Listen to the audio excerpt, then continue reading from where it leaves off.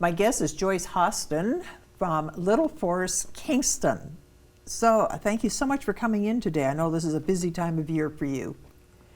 Yeah, it's actually, I have two favorite times of year, spring and fall. And with the beautiful weather right now, it's like, yeah, amazing. It really is. It really is. And things are already growing. We'll get to that. But first of all, tell me about Little Forests.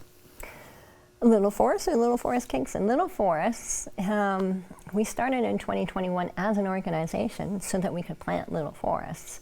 And little forests are just a very different way of thinking about planting trees, especially in urban areas where you've seen in cities all of these trees spaced out, kind of similar canopy size, very lonely. Just think about how lonely they are. They're like, whereas you walk in a forest and how do trees grow? They grow close together, they grow, you know, there's a diverse, different species in there, they're all mixed up, there's different layers. And they're not perfect. Oh, they're certainly they're not perfect. They aren't nice and straight and tall and all the rest. They just grow wherever lean toward the sun and yeah, and where the seeds fall, so whether it be a bird that drops the seed or whether it be a squirrel that forgets where they hid their acorn. So all of these different species also plant those forests. And there's a, I guess he's a botanist. He died just a couple of years ago, but Dr. Akira Miyawaki, so it's based on the Miyawaki method. And he, in Japan, 40 years ago, said we don't have 150 years to wait for natural succession. So if we stop mowing a park right now, in 150 years, we would hopefully have a biodiverse forest. But that really depends, too, on the seeds around. If there's no native seeds in the seed bank, we may end up with a invasive species forest. Oh. But it takes 150 years. Really? 150 from the time an acorn... No, not from the acorn. It's so when it's a grassland, first of all, pioneer species come in, and you think about weeds, but weeds are really pioneer species that are saying this has been abandoned and it needs some healing, so we'll come in and help heal the soil. And then some early shrubs will come in, some of the early trees like a silver maple will come in. And but then over time, as there's a bit of shade, as the soil improves, then the oaks or the maples or the later species might show up because the soil and the conditions are better for them and there's some shade for them. So that's where the 150 years That's where the 150. So it's the biodiversity, it's not the size of the forest, but it's the biodiversity of the 150-year-old forest. Okay. And that's the different species mix and the birds and the insects and everybody that will kind of come hang out because it's a biodiverse forest. When you think about it, let's say 500 years ago, this would have been entirely covered in forest. Yeah, anything that wasn't wetland would have been forest. Well, the Alvar, there's Alvars just to the, I guess it would be the west. So Napanee area, that if you look at the topography there, it's it almost looks scrubby. That's because the limestone's right at surface. But everywhere else around here was forest. We cut it, settlers cut it all down, they cut everything down. And this is second, third, fourth growth forest. And when we planted the Indigenous Food Sovereignty Garden, Maureen Buchanan, who's a co-founder as well, she said there are species that would have been native to this area that she had never touched before, she had never met before. It's funny when you think about it, how did this happen? There's very few that are indigenous to this community when you think about it. So at one time, 500 years ago, the whole thing would have been obviously indigenous plants. Why did we start putting plants that were not? Because I think, so many of us came over from Europe, the settlers, and in Europe they brought the plants they knew. They didn't really think about the plants here, and there's a few crazy things that happen in the States, and I think some of it happened here where they had cut down all the trees and shrubs, and then the birds were suffering, and this was the 30s, I think, and they realized that, there's no berries for the birds. So they thought, okay, we're going to plant European buckthorn, we're going to plant, I think, multiflora rose, we're going to plant, and those are all our most invasive species. They didn't plant the ones because they didn't really understand. They brought the ones they knew, and those plants don't have relationships here, which means they don't have creatures that like to eat them, so they don't know how to behave. So in another few weeks, the nurseries will be open. If I walk into a nursery, will there be any plants there that you would classify as indigenous plants? Very, very few. There'll be a couple of trees. Loblaws will have one rack that's set aside that's not too big, and they'll have about 7 or 8 types of native plants, which have started to go pretty fast now. They'll have trilliums because people know trilliums, a few things like that, but that's about it. That is There'll about be it. some native maples and a few native oaks, but there'll be too many Norway maples, which are invasive, and the nurseries still sell them. And most people and because people don't know, that's what they buy. Well, that's the thing. You read the tag, and that's the best you do, and you say, well, I guess that, that'll fit in that corner of my property.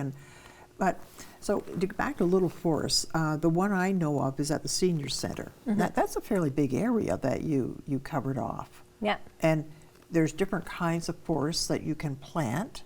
That one is what kind? Edible? There's 3 different types there. Okay. One is, so we're like the Great Lakes St. Lawrence Forest is our mixed wood forest ecosystem. So one of them is called the Great Lakes Forest, and those are all the species that have been here for a long time now. Then there's the walking forest, and the walking forest, 2 reasons. One, because you can walk through it, but the second reason is Carolinian species, so climate migration. And these species have to migrate, they have to come north, they can't move fast enough with the way the climate is changing.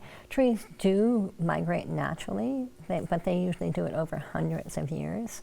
They don't have hundreds of years, and then they have the 401 in Toronto in the way. So we've got the walking forest, and the third one is the bird forest, and that's along the hedgerow along the back of the property. And that's like, well, there's chinkapin oaks in there, and there's a lot of bearing shrubs and understory trees for the birds. Now, this is not the same as the city website where I could pay, I think it's $30 or something, and get a blue spruce in my front yard. No. This is not. This is a whole different thing that you're doing. Yeah. So can anybody call you up and say, you know what, I wouldn't mind having a forest in my backyard? Or is this not what you do? Oh, no, we just are starting to do that, and we're actually partnering with the city around that. So it's Pocket Forest Program. Oh, interesting. And the city, one of the challenges is they only have, I don't know if it's 10 or 12 species, and it's been mostly the same species every year. So the people who know or want diversity, they just have run out of the trees that they can buy there. So I think we're able to source around 70 different species of trees and shrubs. Really? Yeah. Oh, and so we can do, and so we're like, okay, do you want a bird forest, or do you want a butterfly forest, or do you want a food forest, or a keystone forest, which is, the keystone supports the most Lepidoptera, which are caterpillars. And why does that matter? Why do you want caterpillars in your yard, you might say? Because they turn into butterflies, don't they? Partly. And there's one planting that we do that is the swallowtails, different swallowtails, which are beautiful butterflies. But what does a chickadee feed their babies? Oh. What does a hummingbird feed their babies? Oh, right. People think they feed, like the hummingbirds, that they feed nectar from the flowers, and the chickadees, because they're at the feeder eating the sunflower seeds. But they need the caterpillars. That's got the highest protein.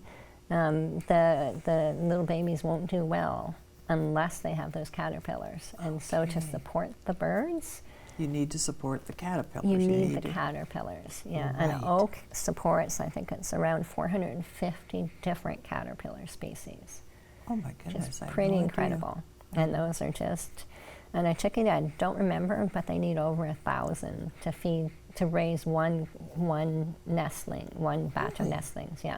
I had no idea. Yeah, and it was like, I'm on Twitter too, and last spring, it was depressing actually, because in UK, people who had their little webcams on their nests, there weren't enough for the birds, and so they had pictures of like dead nestlings, or that they were feeding them junk that they could find because they couldn't find the caterpillars. And that was partly, I mean, UK is much more devastated than we are in terms of their ecosystem, but also because they had drought at the wrong time of year, which affected the caterpillars. So it's... Wow, wow, so I can see why the work you do is so important.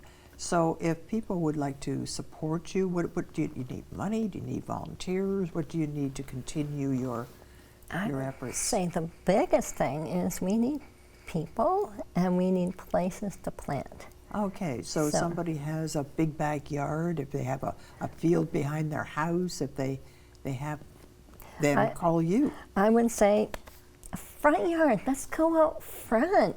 Because, okay, yeah, of course. Who sits in their front yard? They don't sit in their front yard because it doesn't feel good. It's exposed. You feel like, you know, some predator could come. Yeah, exactly. Right. Yeah. Whereas in my front yard, because I hated lawn, 30 years ago, I started converting it, and I had lots of help from the squirrels and stuff. So now I have 9 black walnuts, 3 or 4 oaks, hickories as well. It must be gorgeous. And it is, and we sit in the front because we're in a forest. You're in a forest. It's very shade. protected when it's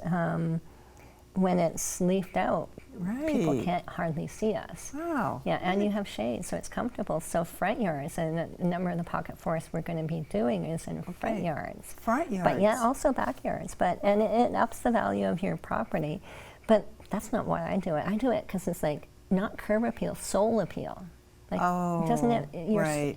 And then it cools the street, so that when people are walking down the street, one day hopefully kids again can play in the street because the streets are shared, and the streets will be shaded. So even when it's hot, people can be out walking. I've learned so much. This has been so interesting because it's something I didn't know much about. And so thank you so much for coming in today. Well, thank you so much, Donna. I really appreciate the interview and the conversation. That was great.